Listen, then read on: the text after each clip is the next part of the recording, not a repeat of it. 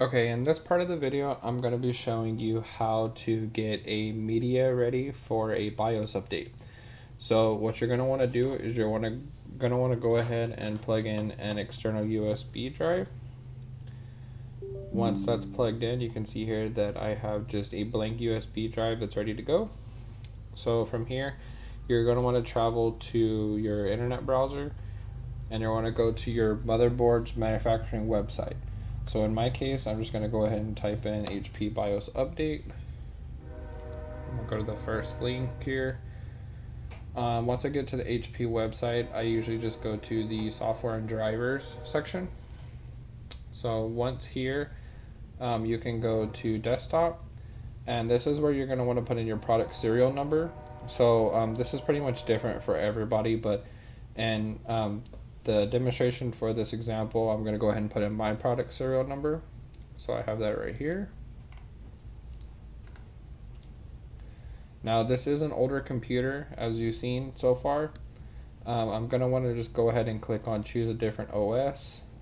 And so far, the motherboard hasn't been compatible with these versions yet of Windows.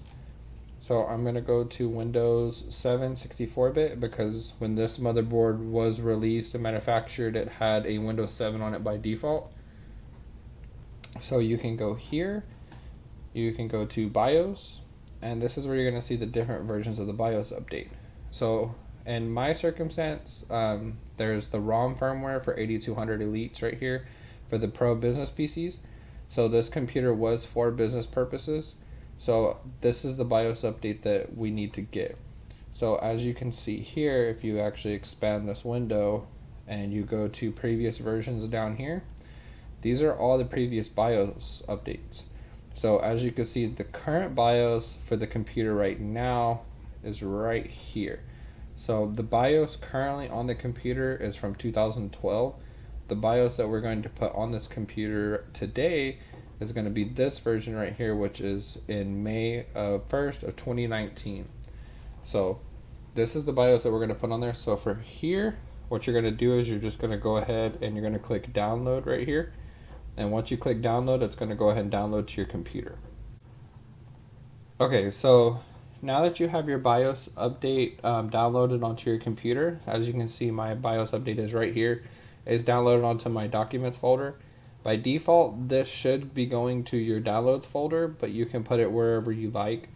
So you're going to want to travel to your downloads folder, and then the BIOS update, you're going to want to go and open another window of your File Explorer, and you're going to have your USB drive open.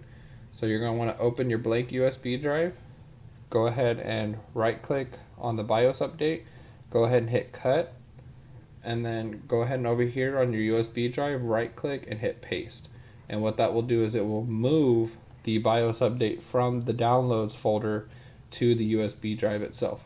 So now the BIOS update is on the USB drive and you're ready to go for the next step.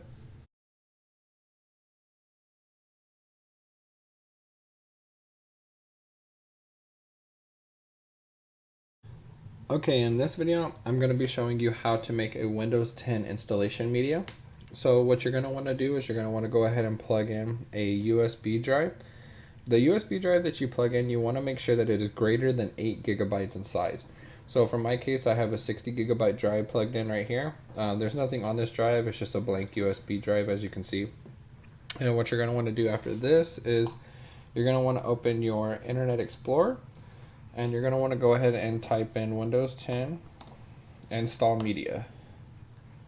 Okay, once you get here, you can really just click on the first link that pops up. Anyone should do. Once you get here, you're going to want to travel down to where it says Windows 10 download tool.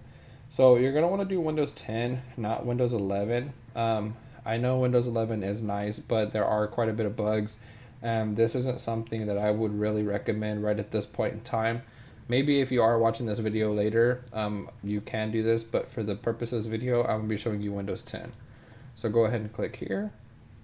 And then you're going to go ahead and scroll down right here where it says Create Windows 10 Installation Media. So you're going to want to click Download Tool now. And what this is going to do is it's going to go ahead and create a download onto your computer. Okay, so once you have the media creation tool right here on your computer, you're going to want to go ahead and just click yes to allow the permissions. Okay, once the Windows 10 setup gets all booted up, I'm going to show you exactly what to do from here. Okay, so this is the license agreement. You're just going to want to press accept. Okay, now that it says choose which media you want to use, you can either use a USB flash drive of at least 8 gigabytes in size, or you can use an ISO file.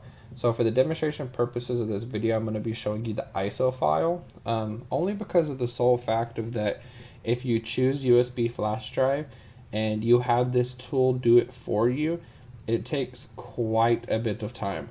So it can run for several minutes, even upwards of an hour to maybe even a couple hours. So I highly don't recommend doing the USB flash drive through this tool. I do recommend just downloading the ISO file. And once you download the ISO file, I'll show you what to do from there. So just go ahead and press next. Okay, now that you have the ISO file, it should say Windows ISO.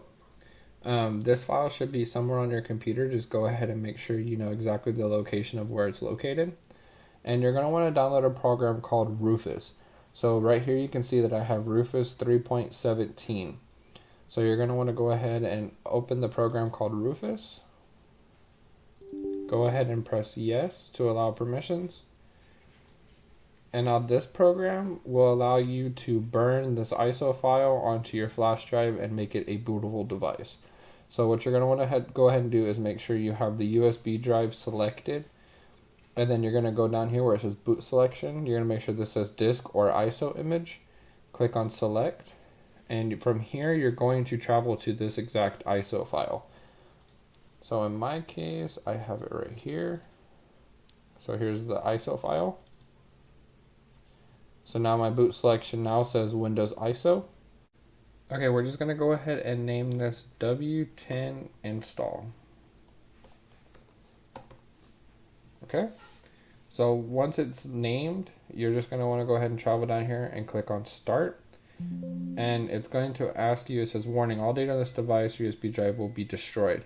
So at this point in time, if you do have anything on this drive that you want to save, you're going to want to make sure you back it up. If not, Rufus will completely erase this flash drive. So just go ahead and press OK. And then you're going to let Rufus go through the steps of formatting this drive. Okay, so now that this is finished, what you can do is you can go ahead and press close. And if you travel to this PC under your Windows Explorer, now you can see that the USB drive is called Windows 10 install. So you're ready to go. So this is now your Windows 10 install media that you can plug into the computer. Okay, so now that you have your computer all built and put together, I'm going to be showing you how to install Windows 10 onto your brand new computer. So what you're going to want to do is you're going to want to make sure your hard drive that you want as your boot drive is all plugged in and installed. And then you are going to want to plug in your USB into an available USB port on your computer. And once you do everything correctly and you turn on the computer for the first time, you will be greeted with this screen. So once you're greeted with this screen, you will be greeted with the Windows install media. Okay, so now that you are on this screen, this is the Windows installation tool. So what you're going to want to go ahead and do from here is you're going to want to just press next and click on install now. Okay, so once you get to this screen right here, this is when a lot of people do get afraid because they automatically see, oh, well, you have to have a product key in order to download Windows. That is true. In order to have the full capabilities of Windows, which is Windows 10 or Windows 10 Home or Windows 10 Pro or anything like that, you do have to type in your installation key, but there are multiple ways out there of getting your installation key. How you get it, that's completely up to you. But from this screen, what we're going to go ahead and do for demonstration purposes is I'm going to click on I don't have a product key. What this is going to do is this is going to allow me to install a free version of Windows 10. Typically, this does come with a watermark on your desktop. As long as you're okay with the watermark, you essentially have a free version of Windows 10. You can later on, once you click here, you can later on go into your settings and input your product key later on. Say you just can't afford to purchase Windows 10 at the moment, you can do it later. But for right now, we're just going to click on I don't have a product key. And we're going to go ahead and go with the Windows 10 home version. Go ahead and press next.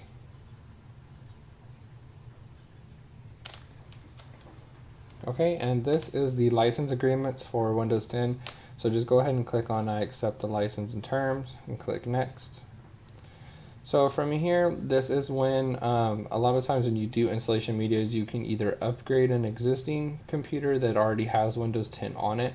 So you can click upgrade if you want to keep your files, settings, and applications and just upgrade to a newer version.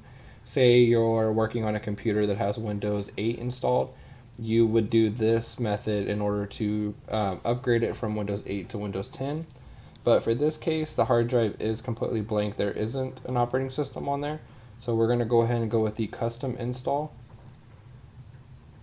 And then from here, you do see that this was a brand new drive that I had erased completely. So on this screen, it shows it like this because my drive was erased by me. But if it is a brand new drive, like fresh out of the box purchase, your screen won't look like this. But in case if it does, all you're going to want to do is just go ahead and remove the partitions. So you just want to click on each partition and just press on delete.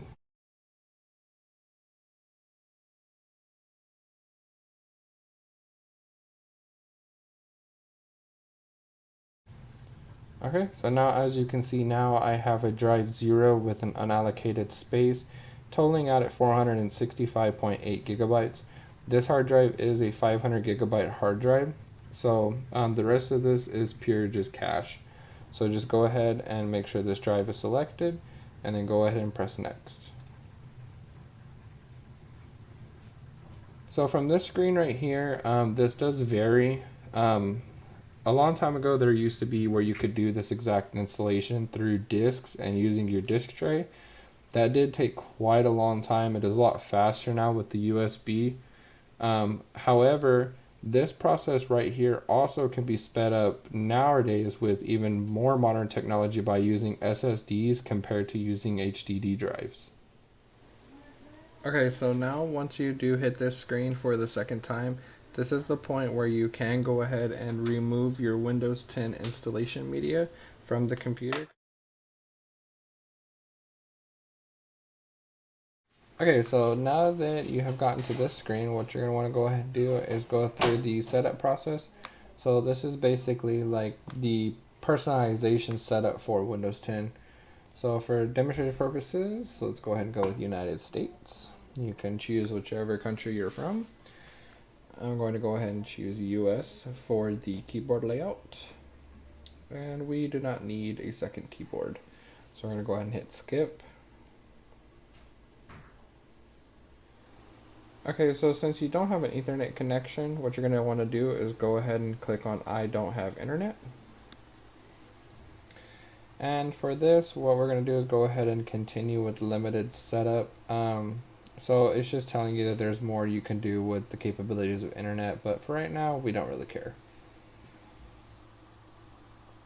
So who's going to be using this PC? You can put your own personal name, you can put whatever you like. For this purpose, we're going to just go ahead and name this new PC.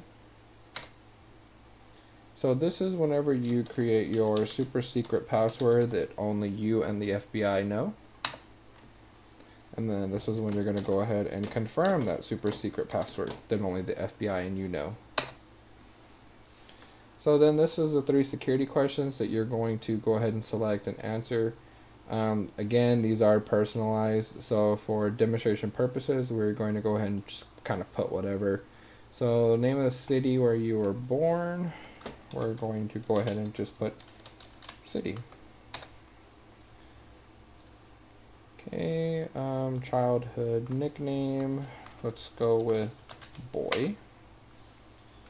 And we are going to go ahead and go with, what is the name of your oldest cousin? Let's go with Bob. Okay, so now that you've done your personalized setup, this is pretty much where Windows is going to ask you, hey, can we pretty much take your data that you're doing and use it for other purposes? For this purpose, we are going to go ahead and say no to everything, because we don't like when Microsoft just listens and watches us. And then go ahead and press accept. And this is just notifying you about Cortana, but of course nobody likes Cortana, so we're going to press not now. So now that you've been greeted with this screen, what's going to happen is they're going to take all your personalization settings and they're going to set up Windows 10 for you. So we're just going to kind of let it do its thing.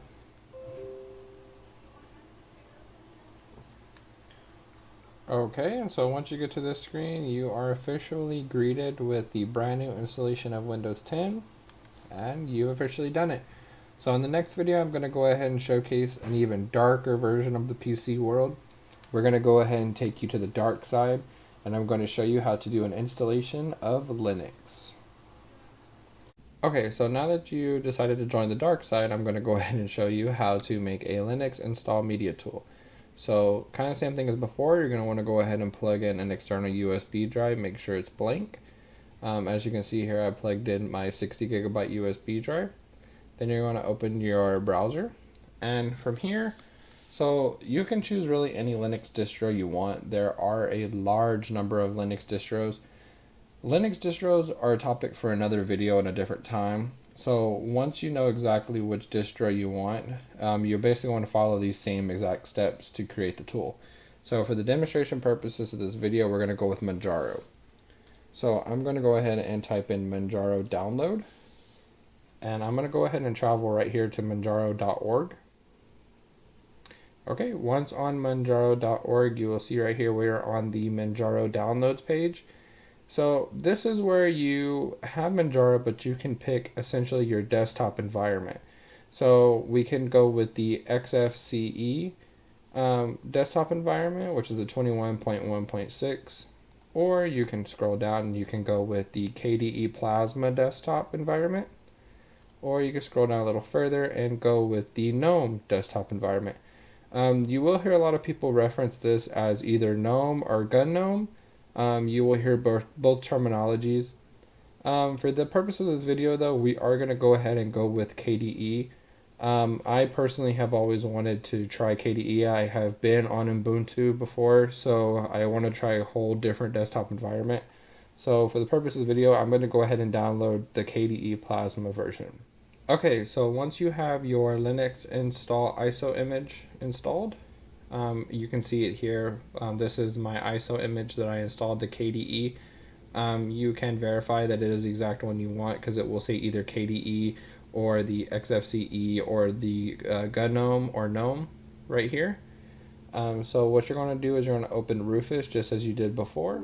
Go ahead and accept it, press yes. Once Rufus is open, you're going to want to make sure your drive is selected, disk or ISO image is selected, click select, travel to this ISO image, which in my case it's right here. So I'm going to go ahead and put this ISO image on there. A lot of Linux ISOs do say this prompt. It's basically saying that, pretty much to sum it up, that this ISO image is created by someone else, pretty much that it's not like official, so the DD image writing mode will be enforced. So just go ahead and press OK, and then everything else will be left grayed out and defaulted. So from here you just want to go ahead and press start. It's notifying about destroying the device as before, as you saw in the Windows install. So just go ahead and press OK. And then you're going to want to go ahead and let Rufus do its thing, and then we will come back as soon as it is finished. Okay, so now that that's finished, kind of similar to before, just go ahead and press close. The only difference with the Linux boot is going to be that when you click on this PC, your USB will not pop up. So that's the only difference between the Windows install and the Linux install. Okay, now that you have created your Windows 10 installation, I'm going to go ahead and show you how to do the Linux installation. So go ahead and plug in your Manjaro installation media, which is the USB drive, and then you're going to go ahead and click on boot with open source drivers.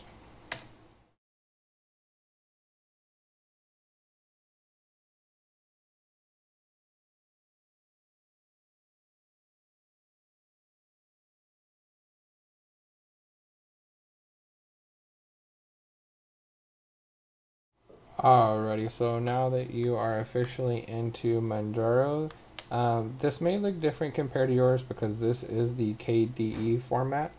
So what you're going to want to go ahead and do from here, let's just go ahead and close this. What we're going to do is go ahead and where it says installation and it says launch installer, we're going to go ahead and click there. So it's going to pop up this prompt, but that is only because, like I said before, in the Windows install, we don't have internet connected to this PC, which is perfectly fine. So from here, you're just going to go ahead and click on next. And from here, you're just going to go ahead and select your area of where you're located. Okay, and then for the zone, we're just going to go ahead and go with a Chicago location, even though I'm not located in Chicago, but we're going to go with Chicago just based on the time zone. And then go ahead and press next. From here, it's just going to be the keyboard layout pretty much. So you're going to make sure it's set to English and default and just go ahead and click on next. And for this purpose, we're just going to go ahead and do an erase disk. So just go ahead and click on next.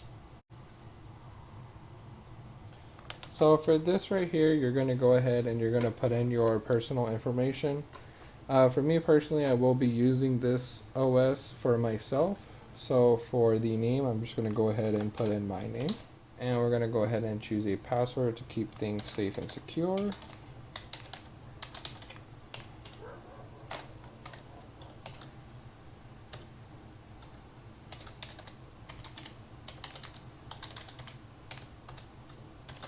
Okay. And we can also choose right here to either log in automatically without asking for the password, or we can use the same password for the administrator account. So what we're going to go ahead and do is click right here to use the same password for the administrator account, because this is the password I'm pretty much going to keep for everything. And then login automatically, I don't think so. We're just going to go ahead and keep this as a login required. And go ahead and press next. So this is pretty much where it's going to go over everything with you, showing you everything you did, and just go ahead and click install from here. So it says the Manjaro installer is about to make changes to this disk. You will not be able to undo these changes. Just go ahead and press install now. And now we wait for this to do its thing. Okay, so now once you get to this screen, it says all done. Manjaro has been installed on your computer. You may now restart into your new system and continue using the Manjaro Linux live environment. So what we're going to go ahead and do is click on restart now and then click done. Once this is done and it starts to restart, this is when you can unplug your installation media and let it purely boot off of your hard drive. Okay, and now as you can see, I am greeted with my Linux opening screen with the time, the date, my user account, which says my name, my password, and all the features of Linux. So from here, you can go ahead and sign in with the password that you created.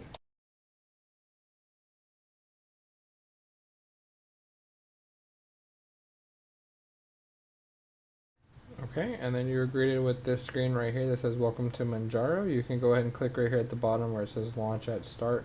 You can toggle this off to where it doesn't keep always popping up every time you log in. And just go ahead and click X. Okay, and now as you can see, we are booted into the Linux Manjaro KDE Live interface.